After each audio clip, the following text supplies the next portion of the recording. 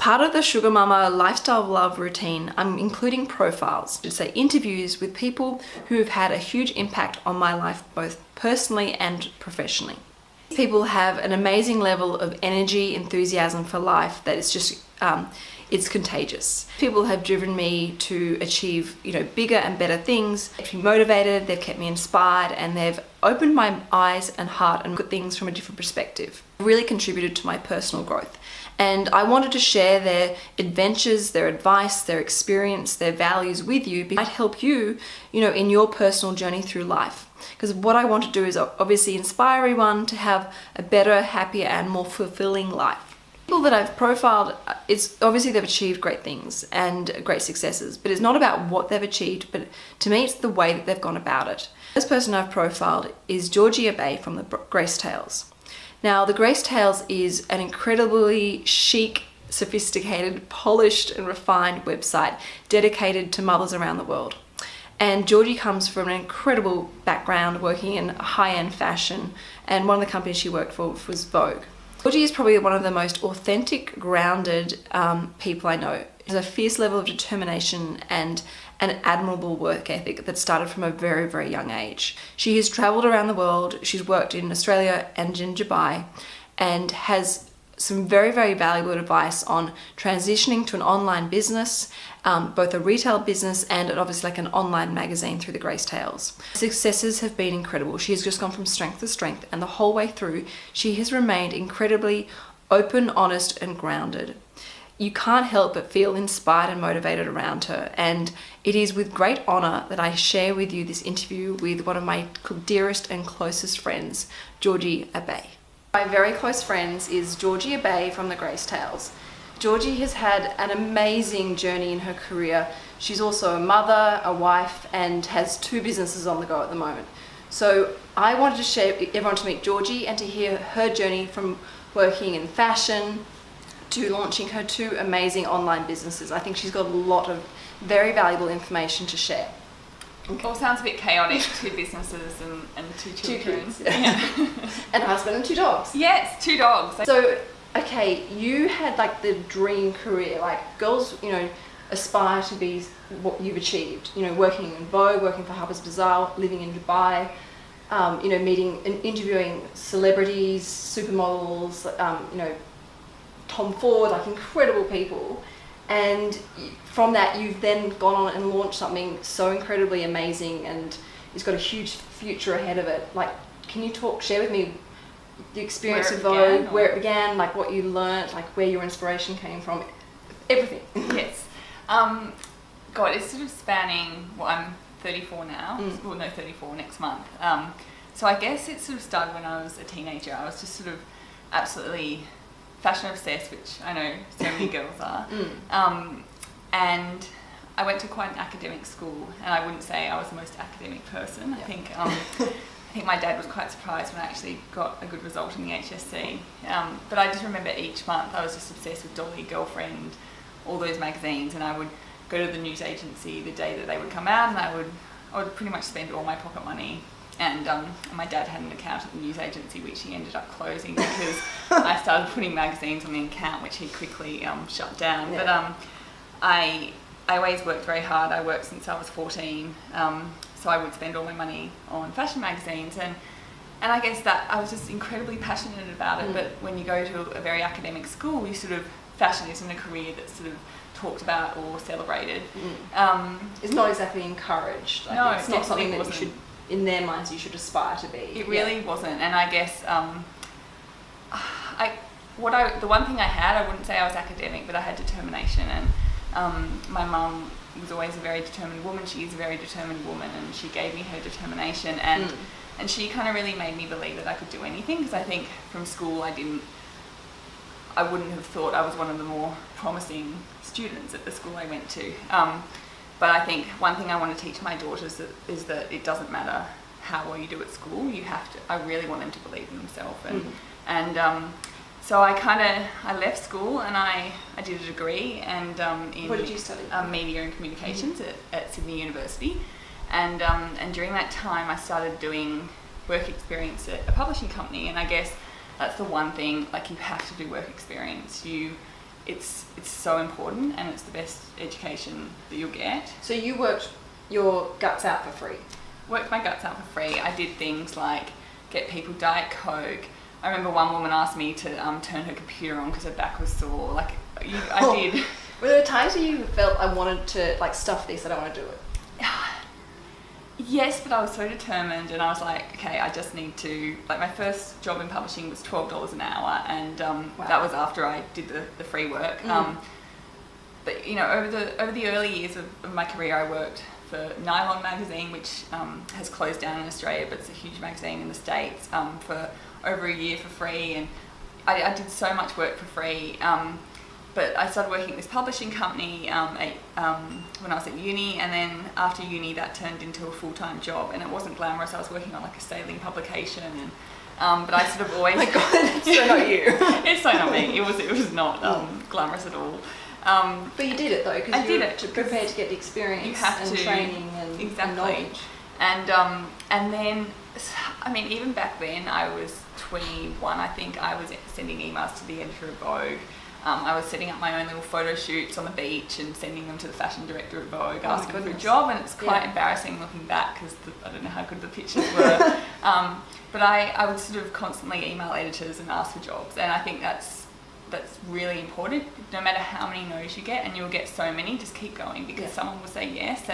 And for me, it's sort of over the next 5 years, I ended up, I was freelance writing, and that was just, again, emailing editors, and I worked in Dubai for 2 years, which was incredible.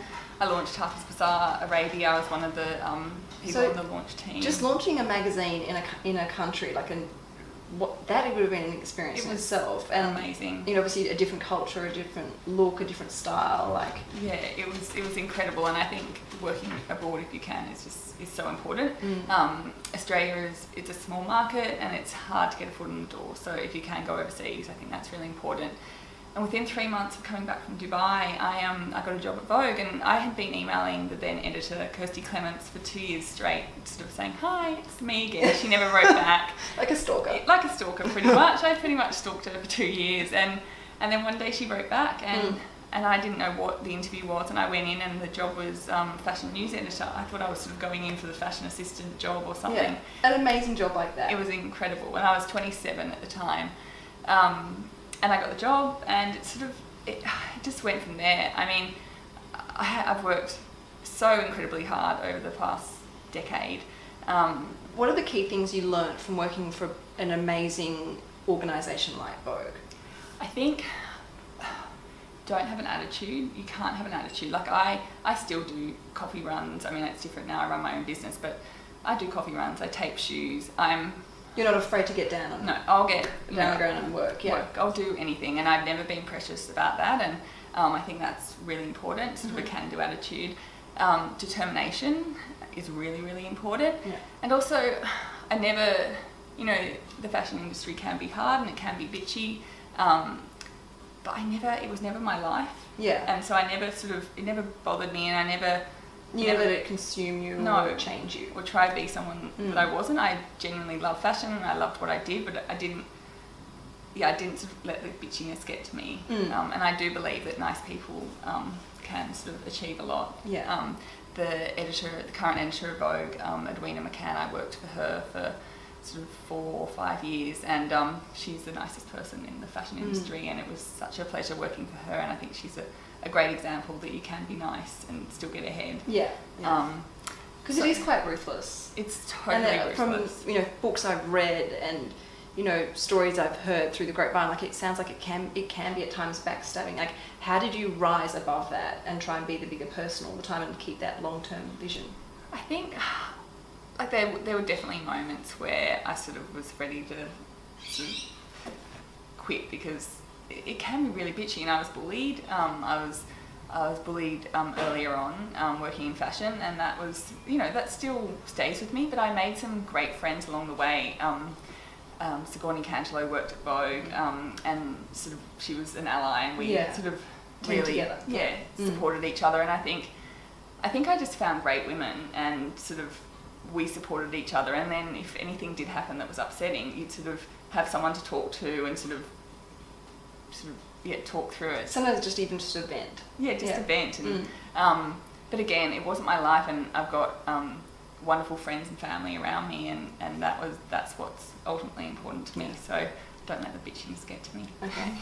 Okay, well, when you had your daughter Arabella, you had like a gut feel that you had an idea, and I remember you sort of talking about this idea you had, and initially I didn't really understand it, but like, how did that grow? How did you come up with the idea?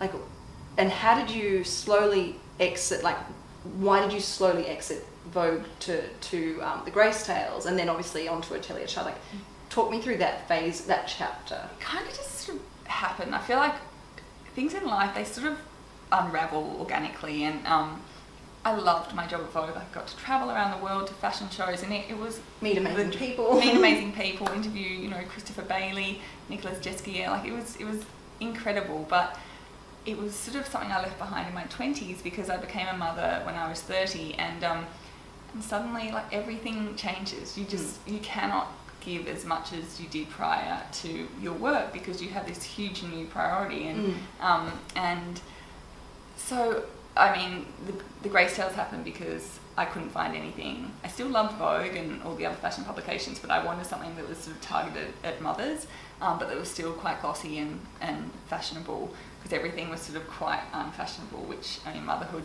gets very messy and lots of not glamorous. Yeah. Lots of vomit and it's not. We don't talk about that on the Grace Tales, but make it all look very glossy.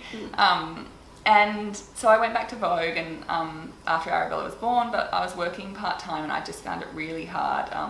That I was the deputy editor then, and it was a very demanding job, and it just wasn't something that I could sustain. I would get home and Arabella would be asleep, and I sort of felt like I had this baby at home that I wasn't seeing, and I didn't feel balanced. So I I fell pregnant quite quickly again, and I knew after I had another baby that I just could not go back to working for Vogue. It was something that was incredible in my 20s, but I couldn't do the job. It's like that anymore. Chapter had closed. It had closed, and I wanted to do ballet classes with Arabella on a Thursday afternoon. I want to take her swimming on a Tuesday, and I work still full time, but I dictate my hours, and the flexibility that I have is incredible, and I wouldn't change it. I don't even miss all the amazing trips, because everything has an end date. Nothing lasts forever. And also, like, you've got something, you're building a brand and a business that's your own. It's your own, it's like another baby. It's, what you put in is what you get out. And I mean, what you've achieved with the Grace Tales is absolutely incredible. And it's the most beautiful website. And the thing is, it's actually incredible. It's an incredibly honest website. Even though it is obviously very glossy, there's and a lot of honesty in it. If you sort of like look under all the glamour, and the profiles, and obviously the way you write, like, it's very genuine. It's very honest, and it's, I really believe by being honest, especially with motherhood and good friendships, like being able to say yes, it is hard, yes, it is tired, yes, it's stressful. You help support each other, and you have to be honest. You don't feel as alone, because you're like, okay, I'm not struggling. Other people struggle as well, or other people have similar challenges, and you can't help but feel inspired and positive and uplifted in flicking through the images and reading the stories of the profiles of the women you've interviewed from around the world, from so many different backgrounds. So tell me about, obviously, the Grace Tales, and then how Atelier Child has sprung from that. Just thought throw another business into the mix, because get busier. Don't have much to do. It's kind of weird. I feel like motherhood has given me quite an intense drive and energy. Like, I've never been more sleep deprived in my life, but also efficiency. You get efficient. Like, you've got this amount of time to get this stuff done. You make it happen. You make it happen, and I love being a mum, and it's really important to me that I spend enough time with the kids, and they definitely come first. But I love working, and I've always loved working, and so Atelier Child was something that my business partner and close friend Jess and I launched. Last year. It's been going sort of for about a year now, and we had talked about doing a business together for a while, and we sort of researched the market extensively, and children's fashion, we felt that there was something missing, particularly in knitwear. So we created, it's quite a cool sort of fashion forward knitwear line, and we recently expanded into things like denim and cotton, and we're doing really, really well. We just our debut collection was picked up by Colette, which is the world's famous fashion incredible concept. So that was really, really exciting. And I think when you are working so hard and trying to juggle everything, when you get these amazing things happen, it really gives you a lot of energy. And, to keep going and to keep going and keep believing in yourself. So life is so busy and crazy, and it's weird to think that I have left my magazine career behind, because it was all I ever wanted to do. Motherhood really, it's just so incredible, and I never imagined or expected how much it would make me rethink my career. And Okay, so what are the big things that are coming up for the Grace Tales and Atelier Child? Well, I'm about to go to Paris next week, and we are doing a trade show called Playtime Paris, where we present the new winter collection to buyers from around the world. But we've got lots and lots of exciting things happen. Like, my business partner was meeting with Lane Crawford this morning. Oh my goodness. We've got a collaboration with a really famous Australian artist, Jeremy Bill, who's based in New York.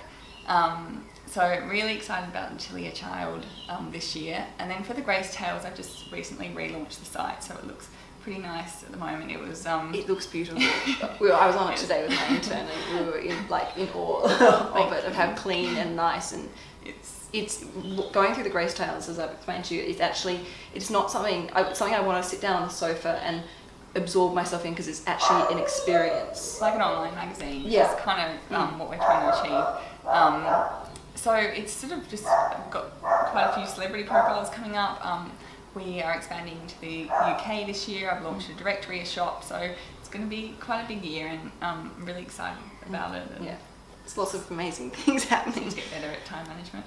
And my final question is, okay, you work from home. Like, tell me how you try and focus, how you try and get things done, like why you chose to work from home, with being around the girls, and where you get your inspiration from. I guess my mum always worked from home, and my mum was such a present mum growing up, and that was something that I'm so grateful for. She was there every day to pick us up from school. She had afternoon tea ready for us every afternoon. Like, she was incredibly caring. But I remember your mum also worked as well, though. She worked. She wasn't a stay-at-home mum. She worked. She had a home office, and so while I remember her being present, I would drive around with her. She's an interior designer. I'd drive around with her, fabric samples all through the car. She would visit clients. She was up late in her office. I used to remember her working every night in the office, and so her work was. I was very much a part of her work, and I used to get impatient when she'd be sitting with a client for over an hour, but at least I was with her, and she was an incredible mum. So I guess she was a role model. So working from home has always been something that I wanted to do after I became a mum, and my little one, who's 20 months, is still at home, so it is challenging. We have au pairs who live with us, which is incredible, and I wouldn't be able to work if we didn't have an au pair, and so that really helps. But it is hard, because I'll often sort of start cleaning. I love cleaning, so I'll often start cleaning when I'm supposed to. That's if I'm trying to procrastinate. But I love the flexibility of working from home, and I don't have to commute. And when I sit down to work and I've got to get something done, I'll get it done. Okay. And, Well, thank you so much for sharing this. I think there's, even from me personally, I get so much inspiration and motivation from you. Like, what you've achieved and what you've built and the direction you're taking both businesses is just absolutely awe-inspiring.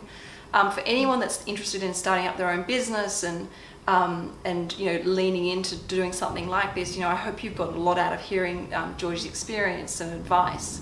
And just last question, I promise, is what would for girls, or I shouldn't say girls, for people who are thinking of starting their own website and online magazine, what are your 2-3 tips of exiting the workforce? Like, would you recommend that they start it part-time, or start as a hobby and lean into it, rather than quit their job and dive in? Or that's exactly it. I started the Grace Tales when I was still working at Vogue. I couldn't commercialise it, because obviously that would have been a conflict of interest.